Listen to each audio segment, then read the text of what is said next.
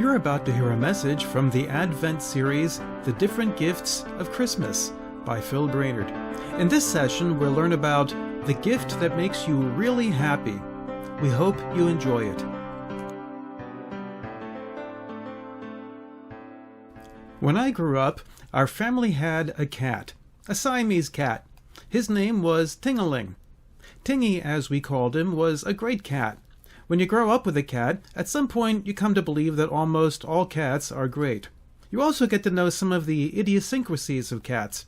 Here's an interesting one. Cats love boxes. If you want to make a cat happy, take an empty box, any size, and leave it on the floor. Most cats will immediately try to climb in. If the box is comfortably larger than the cat, great. But a cat will climb into a box even if it's small. It's not unusual to find a cat curled up, sleeping in a box that's barely large enough. Most people find this really cute.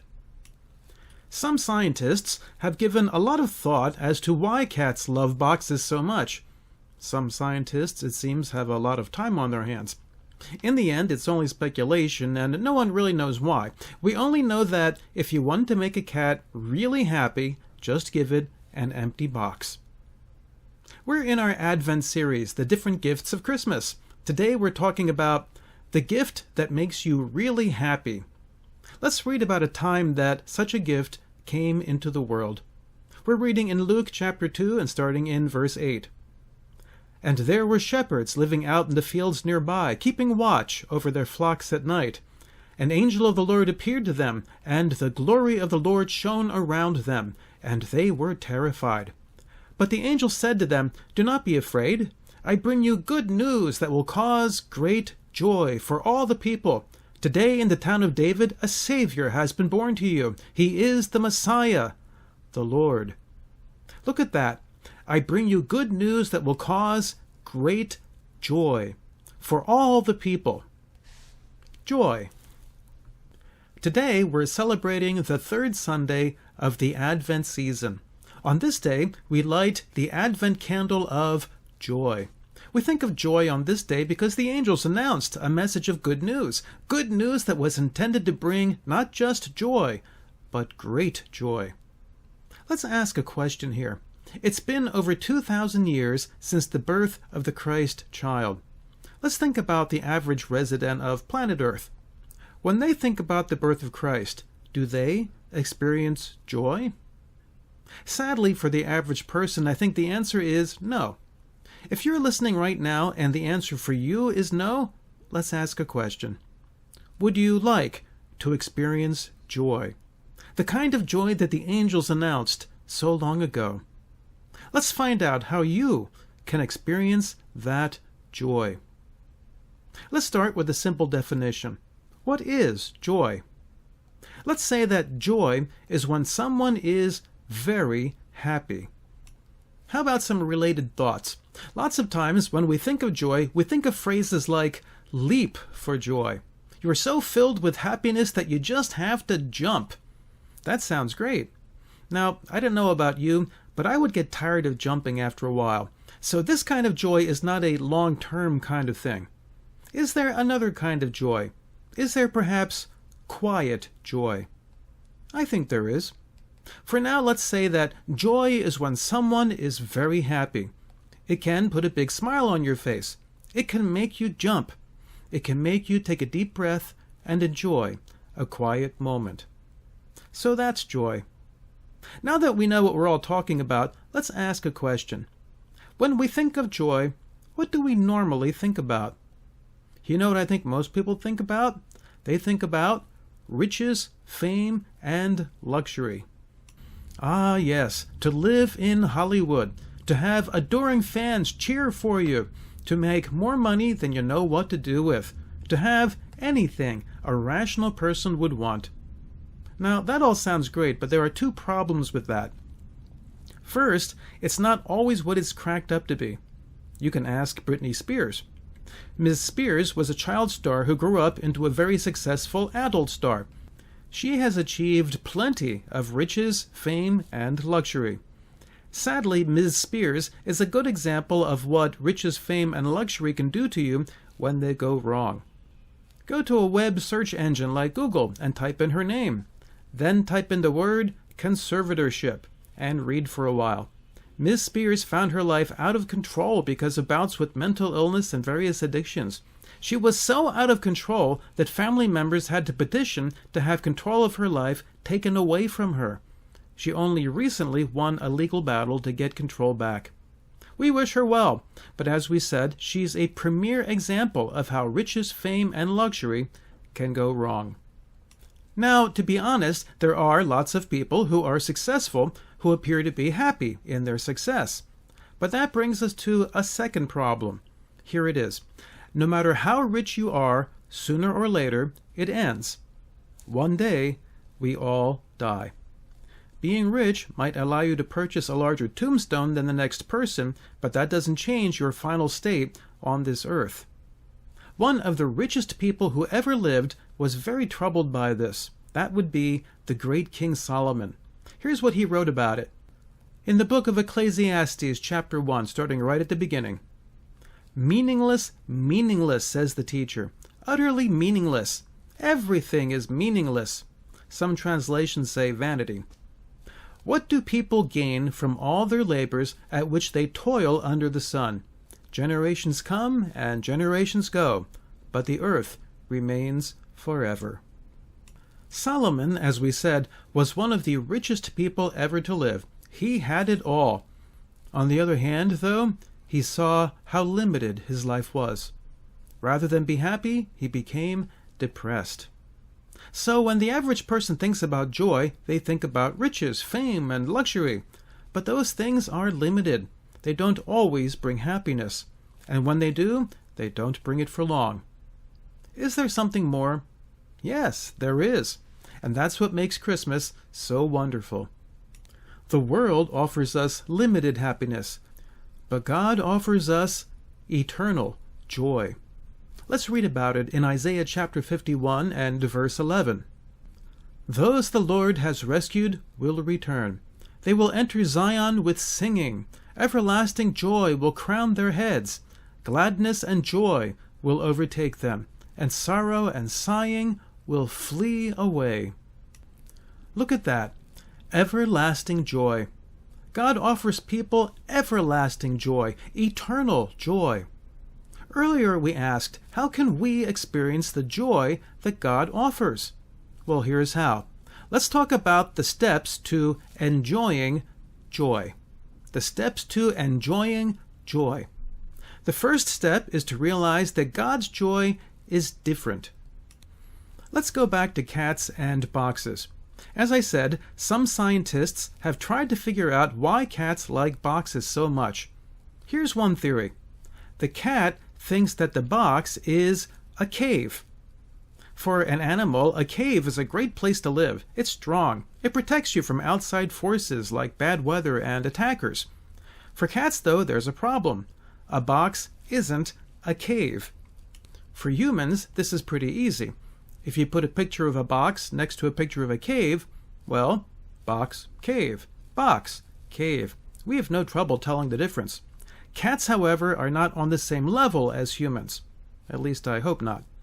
The cat notices that there are just a few features in a box that vaguely resemble a cave. Then their little brain fills in the gaps. Now, humans are much smarter, right? Well, let's think about this. Take something common like money. If you're listening from outside the United States, you can pick whatever your currency is. For us, it's $1. Let's say that one day you get a dollar bill, or a 5, 10, whatever.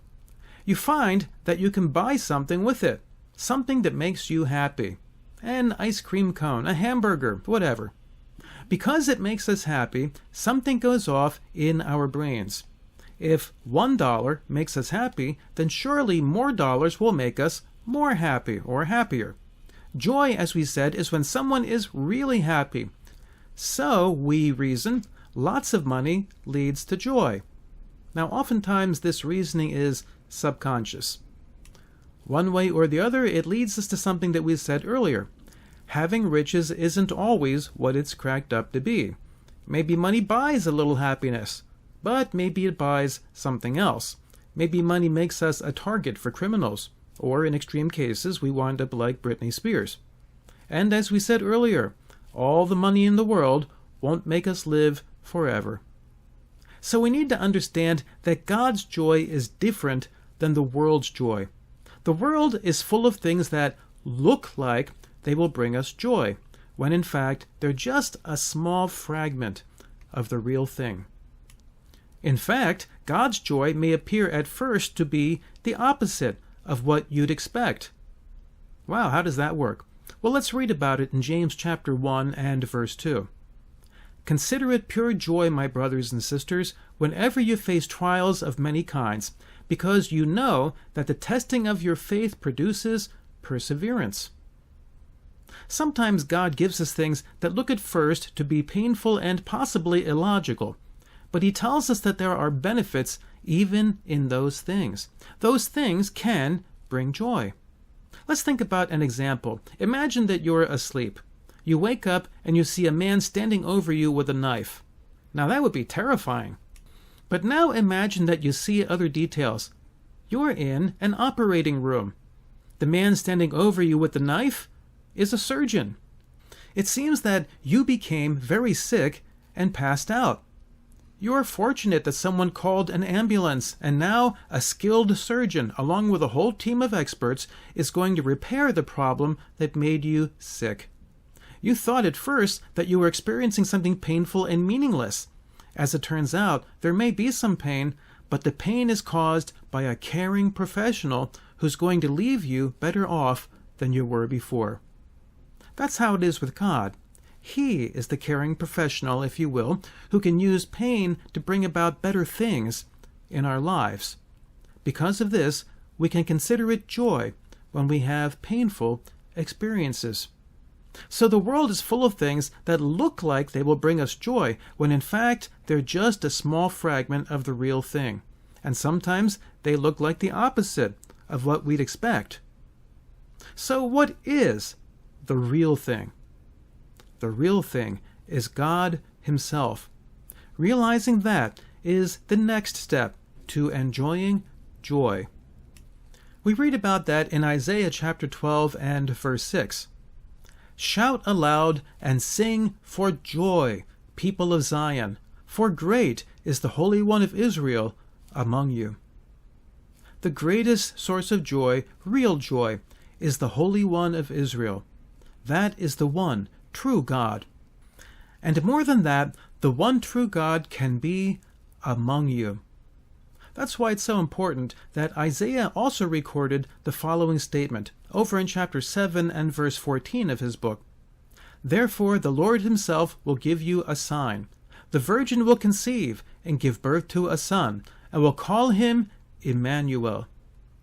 We're told here that one day a virgin will conceive and give birth to a son. His name will be Emmanuel. Emmanuel is a word that means God is with us. So the greatest joy comes when God gives us himself. There is no greater gift. And that's what God did on Christmas Day over 2,000 years ago. Jesus was the Son of God visiting the face of the earth. So what more do we need to do to enjoy that joy? The next step to enjoying joy is to realize that this joy is for everyone. We read about that in Psalm 47 and verse 1. Clap your hands, all you nations. Shout to God with cries of joy. Who can shout for joy? Everyone, all nations. It doesn't matter who you are or where you came from or where your parents came from. This joy is intended for everyone, all nations, all people. Okay, what's the next step? Well, the next step is the most important one. The next step is to believe in Jesus. The Apostle Peter tells us about that in his book, chapter 1, reading in verse 8. Though you have not seen him, you love him. And even though you do not see him now, you believe in him and are filled with an inexpressible and glorious joy. For you are receiving the end result of your faith, the salvation of your souls. The angels said that God was going to send something that would bring great joy. Peter says that it's inexpressible and glorious joy. This is getting better and better. Let's take this apart. Though you have not seen him. This is reminiscent of a conversation that Jesus had with the Apostle Thomas. Many of you have heard the name Doubting Thomas. Well, that's him. After Jesus died and rose from the dead, he appeared to his disciples. For some reason, the Apostle Thomas wasn't there. Later, when he came back, the other disciples tried to tell him what happened. He didn't believe anything he heard. He thought they were all nuts. Here's what he said in John 20 and verse 25. Unless I see the nail marks in his hands, and put my finger where the nails were, and put my hand into his side, I will not believe. Well, guess what? Jesus appeared a short while later to Thomas. Here's what he said in John 20 and verse 27. Put your finger here. See my hands. Reach out your hand and put it into my side. Stop doubting and believe. Thomas said to him, My Lord and my God. So Thomas believed after he saw. Well, that's great, but how about us? We weren't there. We didn't get to see any of that. So Jesus added something for you and for me. Moving on in John 20 and verse 29. Then Jesus told him, Because you have seen me, you have believed. Blessed are those who have not seen, and yet have believed. Peter may have overheard that conversation, so he tells us, Though you have not seen him, you love him. And even though you do not see him now, you believe in him. It's possible to believe in Jesus even if you haven't seen him. If you believe in Jesus, you will be on the path to inexpressible and glorious joy. Here's why. When you believe, you receive something amazing. Look at this.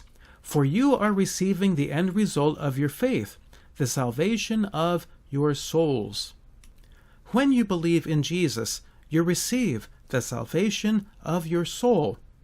Why do you need to receive the salvation of your soul? The answer to that question is found all over the Bible. Let's look at just one instance. The Apostle John was given a vision of the end of time. Here's what he saw in the book of Revelation, reading in chapter 20 and verse 11. Then I saw a great white throne, and him who was seated on it. The earth and the heavens fled from his presence, and there was no place for them. And I saw the dead, great and small, standing before the throne, and books were opened. Another book was opened, which was the book of life. The dead were judged according to what they had done as recorded in the books.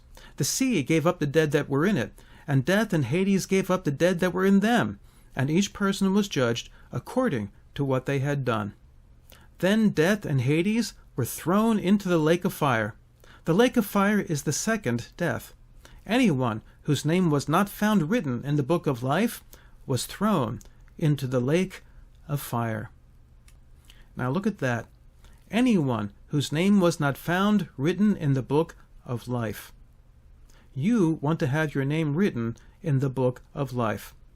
How do you get your name there? That's one of the things that happens when you believe in Jesus. Your name is written in the book of life. Now, warning, scary statement coming. If your name is not written in the book of life, you are in danger. Terrible danger. We're told that there will be a judgment someday. Anyone whose name is not written in the book of life will be thrown into the lake of fire. If you believe in Jesus, at least two things will happen. First, you will not be thrown into the lake. Instead, you will see something else that the Apostle John saw in his vision. Moving to the next chapter of his book, Revelation 21, starting in verse 1. Then I saw a new heaven and a new earth, for the first heaven and the first earth had passed away, and there was no longer any sea. I saw the holy city, the new Jerusalem, coming down out of heaven from God, prepared as a bride, beautifully dressed for her husband. And I heard a loud voice from the throne, saying, Look, God's dwelling place is now among the people, and he will dwell with them. They will be his people, and God himself will be with them and be their God. He will wipe every tear from their eyes. There will be no more death, or mourning, or crying or pain, for the old order of things has passed away. John tells us that one day there will be a new heaven and a new earth. In that world, God will live with his people. Emmanuel, God is with us. In that world, there will be no death, or mourning, or crying, or pain. God himself will wipe every tear from the eyes of his friends who live in that place. When you believe in Jesus, that is what you will see. And that is joy. Let's pull this all together. Today we've learned about joy, the joy announced by the angels on that Christmas day so long ago.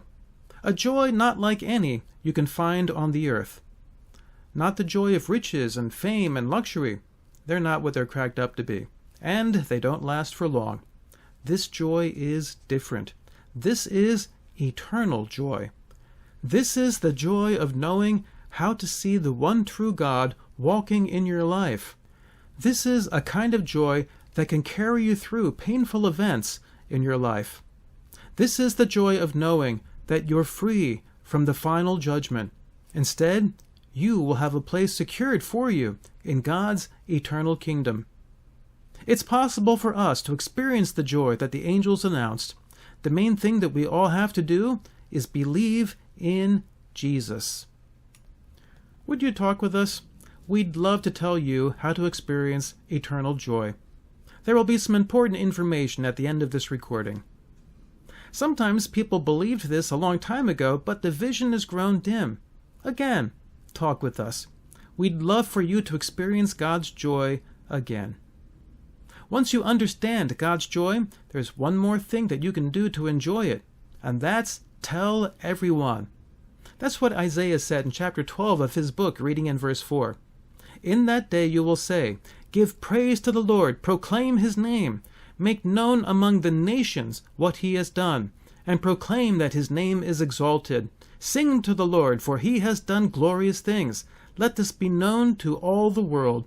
Shout aloud and sing for joy, people of Zion, for great is the Holy One of Israel among you." We hope that everyone who hears this will learn how to experience God's eternal joy. Then let's proclaim it to the world, just like the angels did so long ago.